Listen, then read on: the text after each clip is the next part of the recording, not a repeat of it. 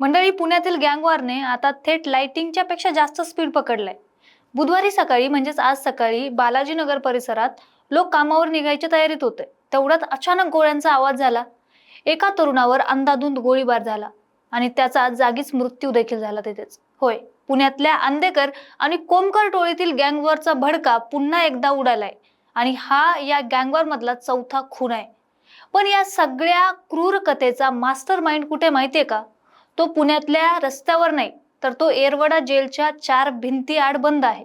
नाव आहे बंडू आंदेकर, जे तुम्ही पहिलेही ऐकलेच असेल. जेलमध्ये बसून कडेकोट बंदोबस्तात असूनही बंडू आंदेकरने आपल्या मुलाच्या हत्येचा बदला घेण्यासाठी बाहेरून सूत्र हलवली आणि आणखी एकाला संपवलं. पण जेलमध्ये बसून आंदेकराने हा सूड कसा उगवला? आंदेकर कोमकर टोळीचा हा रक्तरंजित इतिहास नेमका काय आहे आणि पुणे पोलिसांच्या नाकाखाली हे कसं घडतंय तेच जाणून घेऊया व्हिडिओच्या माध्यमातून. नमस्कार, मी पूजा आणि तुम्ही बघताय सत्य पे सत्ता. प्रश्न तुमचे, आवाज आमचा. मंडळी, ही सगळी घटना बुधवारी सकाळी घडली. वनराज आंदेकर हत्या प्रकरणातील एका आरोपीच्या भावावर बालाजीनगर परिसरात आंदेकर टोळीच्या शूटर्सनी थेट गोळ्या झाडल्या. या त्या तरुणाचा जागीच मृत्यू झाला. या हत्येमध्ये एक भयानक पॅटर्न समोर आलाय, जो आंदेकर गँगचा ट्रेडमार्क मानला जातो. बंडू आंदेकरने ही हत्या घडवून आणण्यासाठी कुख्यात गुंडांचा वापर केला नाही, तर अगदी तरुण मुलांना म्हणजेच अल्पवयीन किंवा नवशिका पोरांचा वापर केला. पण तुम्हाला माहितीये का केला जातो तरुण मुलांचा वापर? कारण ही पोरं पैशांच्या किंवा गँगच्या नावाच्या मोहापायी काहीही करायला तयार असतात. कायद्याच्या कचाट्यातून सुटणं यांना सोपं जातं किंवा त्यांच्यावर कारवाई एकदम मऊ प्रकारे होते, असा गँगस्टरचा समज असतो. पोलिसांची नजर या नवख्या पोरांवर जास्त नसते. पण या खुनाचा थेट कनेक्शन जोडलं गेले 2025च्या त्या काळ रात्रीशी, जेव्हा पुण्याच्या मध्यवस्तीत रक्ताचे पाट वाहिले होते. 2025 पुण्याचा गणेशपेठ परिसर. बंडू आंदेकरचा मुलगा आणि पुण्याचा माजी नगरसेवक वनराज आंदेकर याची एका रात्री टोळक्याने घेरून हत्या केली. ही हत्या साधीसुधी नव्हती. आधी वनराजवर गोळ्या झाडल्या गेल्या आणि त्यानंतर तो जिवंत राहू नये म्हणून कोयत्याने सपासप वार करण्यात आले. पुण्यासारख्या शहरात एका माजी नगरसेवकाचा असा भर चौकात गेम झाल्याने खळबळ उडाली होती. पण जेव्हा पोलिसांनी तपास केला तेव्हा जे सत्य समोर आलं ते अगदी थक्क करणारच होतं. वनराज आंदेकरच्या हत्येची सुपारी बाहेरच्या कुणी दिलेली नव्हती, तर त्याची स्वतःची बहीण आणि मेहुण्यानेच दिली होती. होय, कौटुंबिक वाद, मालमत्तेचा वाद आणि वर्चस्वाची लढाई यातून आंदेकर विरुद्ध कोमकर हा वाद पेटला. वनराजच्या हत्येनंतर बंडू आंदेकरने विडा उचलला की माझ्या मुलाला मारणाऱ्या एकाला घरात घुसून मारणार. वनराज आंदेकरच्या हत्येनंतर आंदेकर गँग शांत बसेल असं पोलिसांना वाटलं होतं, कारण बंडू आंदेकरसह त्याच्या कुटुंबातील मुख्य लोकांना पोलिसांनी तुरुंगात डांबलं होतं. पण आंदेकर गँगने सायलेंट मोडवर राहून बदला घ्यायला सुरुवात केली. त्यांनी पहिला बदला घेतला काही महिन्यांपूर्वी. वनराज आंदेकरच्या बहिणीचा मुलगा आयुष कोमकर हा घराबाहेर उभा असताना त्याच्यावर गोळ्या झाडून त्याचा गेम करण्यात आला. दुसरा बदला त्यानंतर त्यांनी घेतला तो कात्रज गोलेवाडी भागात कोमकर टोळीशी संबंधित असणाऱ्या शिंदे नावाच्या व्यक्तीची हत्या करण्यात आली.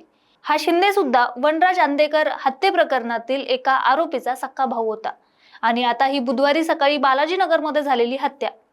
बंडू आंदेकर, त्याची मुलगी आणि त्याची सून उदयकांत आंदेकर, याची पत्नी लक्ष्मी आंदेकर हे सध्या जेलमध्ये आहेत. पण गँग वॉरचा इतिहास सांगतो की जेव्हा गँगचा लीडर जेलमध्ये जातो तेव्हा तो अधिक हिंसक होतो.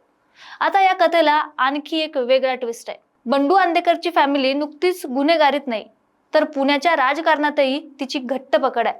बंडू आंदेकर स्वतः तुरुंगात आहे, पण त्याची मुलगी सोनाली आंदेकर आणि सून लक्ष्मी आंदेकर यांनी चक्क तुरुंगात बसून राष्ट्रवादी काँग्रेसच्या तिकिटावर निवडणूक लढवली आणि त्या निवडून देखील आल्या होत्या.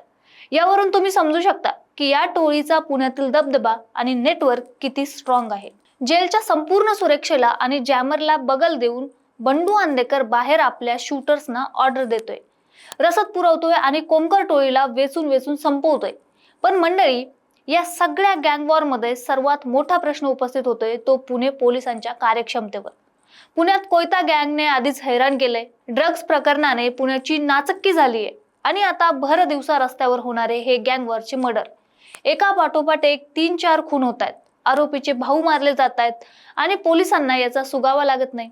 जेलमध्ये बसलेला गुंड जर बाहेर अशी प्लॅन करत असेल तर जेल प्रशासनाने, मोबाईल जॅमर्स आणि सुरक्षा यंत्रणा काय करतायत? आंदेकर आणि कोमकर टोळीचे हे गँगवॉर पुण्याला कोणत्या दिशेने घेऊन जाणार? पुणे पोलीस आता बंडू आंदेकरची नाकेबंदी कशी करणार आहे हे पाहणं महत्त्वाचं ठरणार आहे. तुम्हाला काय वाटतंय, पुण्यातील ही गुन्हेगारी संपवण्यासाठी पोलिसांनी नेमकी काय पावलं उचलायला हवी? आम्हाला कमेंटमध्ये नक्की सांगा आणि अशाच माहितीपूर्ण व्हिडिओसाठी पाहत राहा सत्य पे सत्ता. प्रश्न तुमचे, आवाज आमचा. 2 महिन्यानंतर सिंगापूर ब्रांचला प्रमोशन होतंय तुझं. कॉंग्रॅच्युलेशन्स. काय ग, तुला आनंद नाही झाला? मॅडम, तुम्हाला माहितीच आहे की मला पीसीओडीचा त्रास आहे. दिवसभर फटीग असतो, सारखा मूड स्विंग होतो. उगाच एवढी जबाबदारी कशाला घ्यायची? अगं, एवढं सिरियस नाहीये ते. त्यावर सोपा उपाय आहे, डॉक्टर चाटेज होमिओपॅथी क्लिनिक. अगं, किती जणींनी तिथे उपचार घेतलेत. महाराष्ट्रात अनेक ठिकाणी त्यांच्या शाखा आहेत.